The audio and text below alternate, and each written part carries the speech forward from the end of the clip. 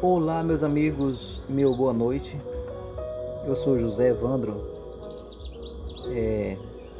Já faz 6 meses que não fazia mais nenhuma gravação de leituras bíblicas da Palavra de Deus, do livro sagrado da Bíblia Sagrada, das palavras sagradas escritas, deixada pelo Senhor Deus, para nós estudarmos e conhecermos o bem e o mal, e aprendermos o caminho da verdade, o caminho verdadeiro, o caminho justo, o caminho da justiça.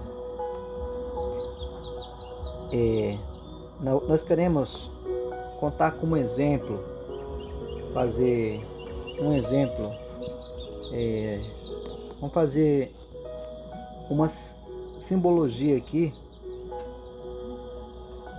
de quando um país, uma nação, perde a direção, perde o caminho da verdade, o caminho verdadeiro da justiça de Deus.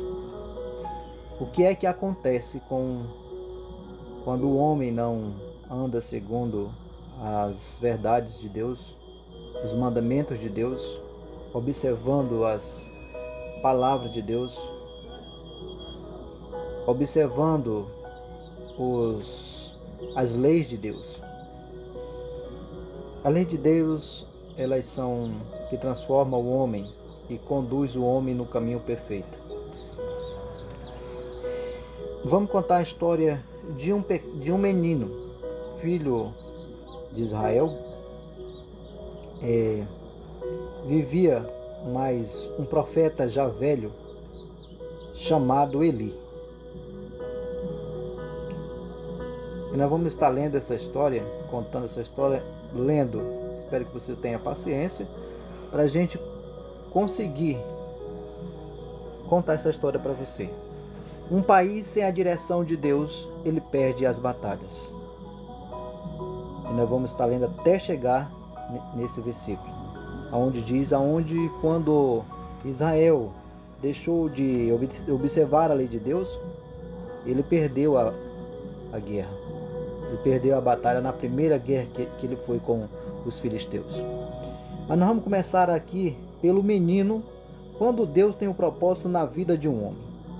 Ele está no ventre da sua mãe. Deus já visita ele no ventre da sua mãe, escolhe ele como filho. Escolhe ele para ser o escolhido profeta de Deus. Leamos então a palavra do Senhor, que diz assim: Deus chama Samuel.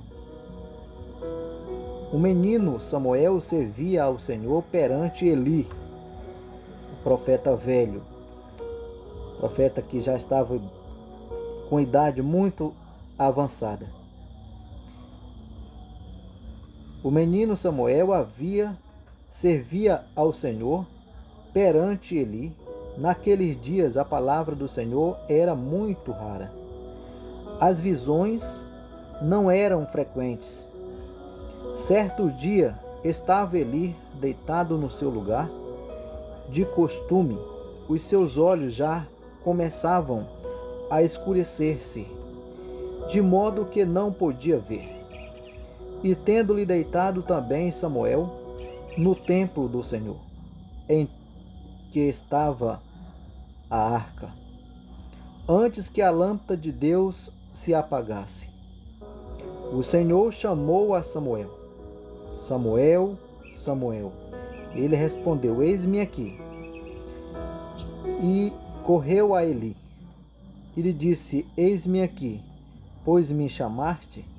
Mas Eli disse: Não te chamei, torna-te a deitar-te. Assim ele foi e se deitou. Samuel se levantou, foi a Eli e disse-lhe: Eis-me aqui, pois me chamaste. Mas ele disse: Não te chamei, meu filho, torna-te a deitar-te. Ora, Samuel ainda não conhecia o Senhor, e ainda não lhe tinha sido manifestado a palavra do Senhor. E correu a Eli e lhe disse: Eis-me aqui, pois me chamaste? Mas ele disse: Não te chamei, torna a deitar-te. Assim ele foi e se deitou-se. Tornou o Senhor a chamar: Samuel, Samuel.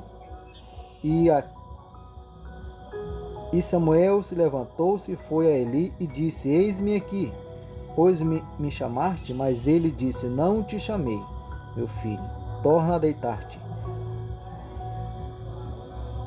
Ora, Samuel ainda não conhecia o Senhor. Ainda não lhe tinha sido manifestada a palavra do Senhor. O Senhor tornou a chamar a Samuel pela terceira vez. E Samuel se levantou-se e foi a Eli e disse: Eis-me aqui, pois me chamaste? Então entendeu Eli que era o Senhor quem chamava o menino.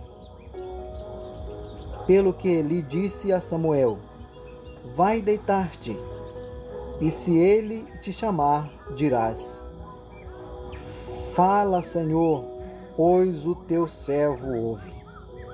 Então Samuel foi-se e deitou-se no seu lugar. Veio o Senhor e lhe esteve chamando.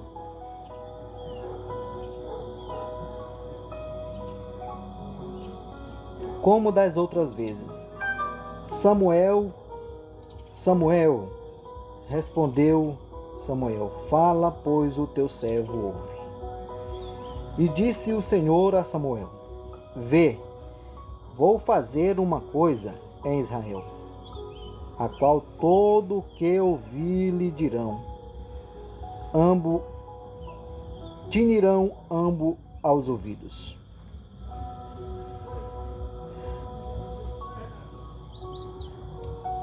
Repetindo mais uma vez esse versículo. E disse o Senhor a Samuel: Vê, vou fazer uma coisa em Israel, a qual todo o que ouve lhe tinirão ambos os ouvidos. Naqueles dias suscitarei contra ele tudo o que tenho falado a respeito da sua casa. Começarei e o cumprirei, pois já lhe disse que julgarei a sua casa para sempre, pela iniquidade que ele bem conhecia.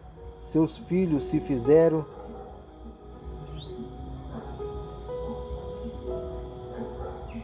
execráveis, e eles não os repreendeu. Portanto, jurei à casa de Eli que nunca, jamais será expiada a sua iniquidade, nem com sacrifício, nem com oferta de cereais. Samuel ficou deitado ali pela manhã, e então abriu as portas da casa do Senhor. Ele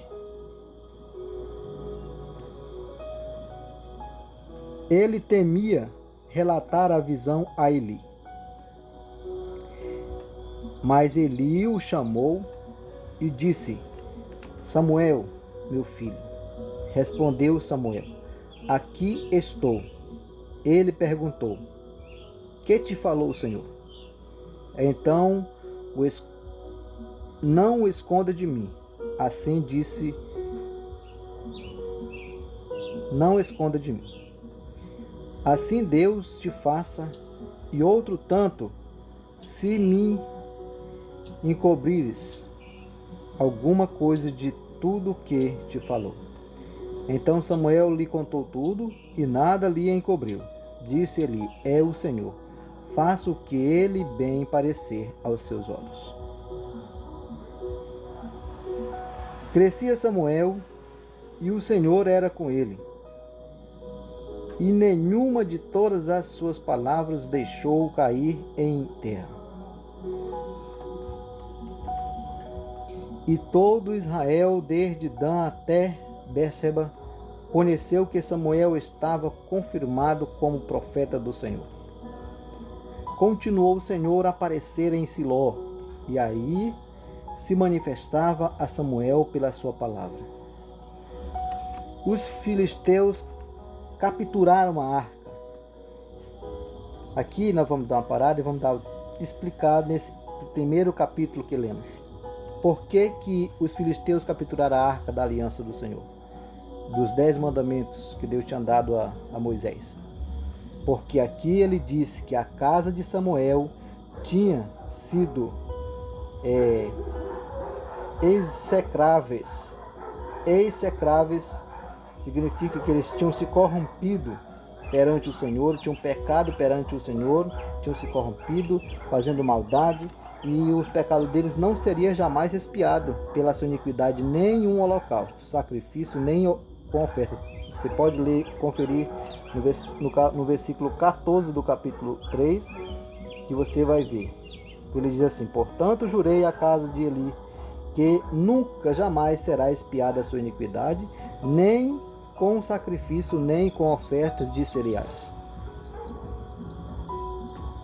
É isso aí. Então nós vamos ver agora por que os filisteus capturaram a arca da aliança e venceram a guerra.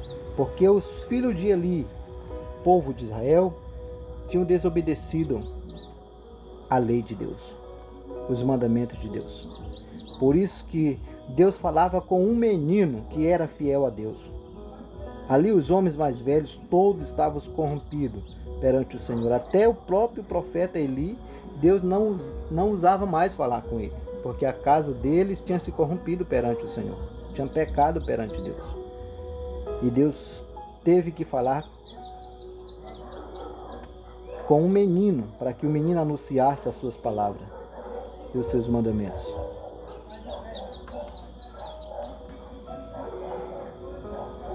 Os filisteus capturaram a arca. Continuando, capítulo 4, verso 1. Veio a palavra de Samuel a todo Israel. Os filhos de Israel saíram à peleja contra os filhos... Repetindo o verso 1. Veio a palavra de Samuel a todo Israel. Os filhos de Israel saíram à peleja contra os filisteus e se acamparam junto a Ebenezer. E os filisteus se acamparam junto a Afeque. Os filisteus se dispuseram em ordem de batalha para sair de encontro a Israel, e, travada a peleja, Israel foi derrotado diante dos filisteus, que mataram no campo cerca de 4.000 homens. Tomando o povo ao arraial, disseram os anciãos de Israel: por que nos feriu o Senhor hoje diante dos filisteus? Tragamos de Siló a arca da aliança do Senhor, para que vá conosco e nos livre das mãos dos nossos inimigos. Assim o povo enviou os homens a Siló e trouxeram a arca da aliança do Senhor, dos exércitos que se assenta entre os querubins, e dos filhos de Eli, Ofni e Finéias estavam ali com a arca da aliança de Deus. Quando a arca da aliança do Senhor veio ao arraial, e rompeu todo Israel em grandes gritos, de que modo que a terra estremeceu. Os filisteus, ouvindo a voz do júbilo, disseram que voz de grande júbilo é esta no arraial dos hebreus. Quando souberam que a arca do Senhor era vinda ao arraial, os filisteus se atemorizaram. Disseram: deuses vieram ao arraial, aí, ai de nós, jamais aconteceu uma coisa assim antes. Ai de nós, quem nos livrará da mão destes grandiosos deuses. Então, estes são os deuses que feriram os egípcios com toda sorte de pragas no deserto. Esforçai-vos e portai-vos valorosamente, ó filisteus, para que não venhais a servir aos hebreus, como eles serviram a vós. Portai-vos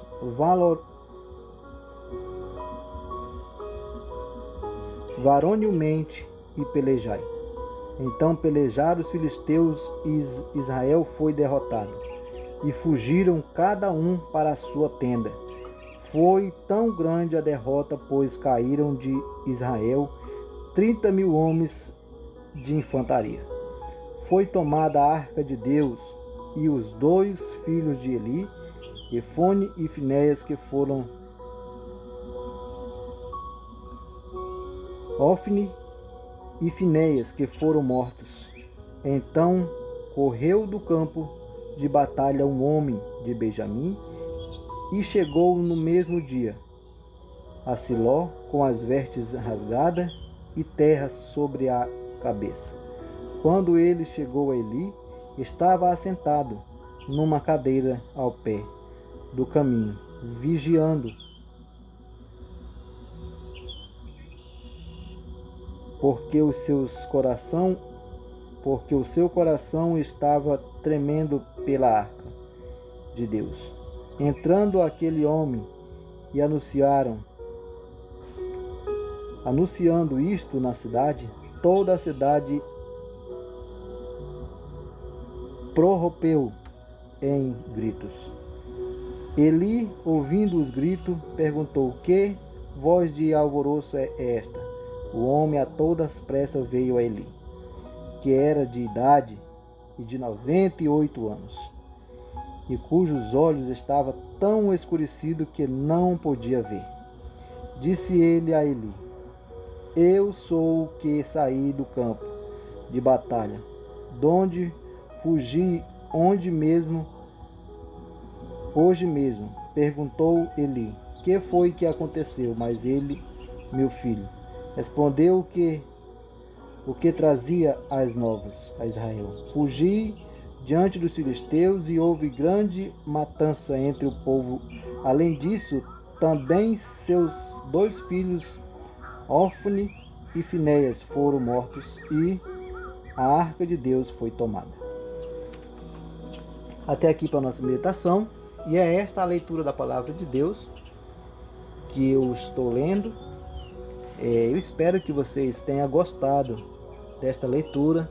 Nós vamos estar postando no YouTube. Se alguém gostar, ver essa pregação e gostar e quiser mais outra, dê um like, curta esse fundo musical com essa pregação, que não é só eu, mas outros que fizeram esse fundo musical também precisam de você curtir o like e ouvir as palavras de Deus. Essas são as instruções do homem que teme a Deus. Temos que ouvir a voz de Deus e obedecer à lei de Deus. Senão, nosso país, nossa nação perde as batalhas, perde a guerra.